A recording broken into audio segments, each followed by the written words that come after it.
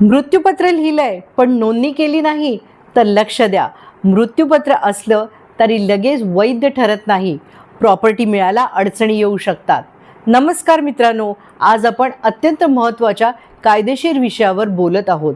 मृत्यूपत्राची नोंदणी आणि प्रोबेट. बऱ्याच जणांना असा समज असतो की मृत्यूपत्र लिहिलं की सर्व समस्या संपल्या, पण खरं चित्र वेगळं असतं. मृत्यूपत्राची नोंदणी का?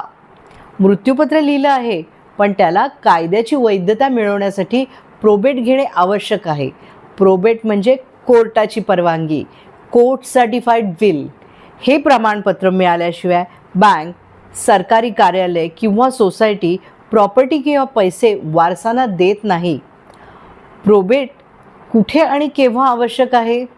भारतीय वारसा कायदा 1925 सेक्शन 57 नुसार मुंबई, चेन्नई, कोलकाता यासारख्या महानगरांमध्ये प्रोबेट आवश्यक आहे. बँक खात्यावरील पैसे, विमा, शेअर्स, फ्लॅट ट्रान्सफर, जमीन सगळ्या गोष्टींसाठी प्रोबेट गरज असते. नोंदणी न केले तर काय समस्या? जर नोंदणी नसेल किंवा प्रोबेट घेतले नाही तर वारसांमध्ये भांडण होण्याची शक्यता, प्रॉपर्टी ट्रान्सफर थांबते, कोर्ट केस, वेळ, पैसा आणि मानसिक त्रास वाढतो. कोणीही वाद घालू शकत असल्याने प्रॉपर्टी अडकते.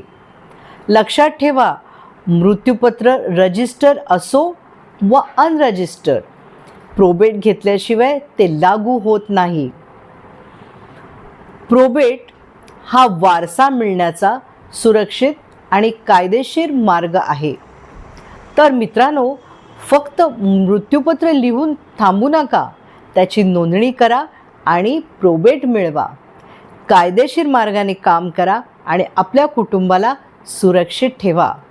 अजून कायदेशीर माहिती आणि सर्वांच्या हक्कासाठी आमच्या यूट्यूब आणि इंस्टाग्राम चॅनलला लाईक, फॉलो आणि शेअर करा. तुमचा कायदा, तुमचे हक्क, सरळ सोप्या भाषेत. नमस्कार.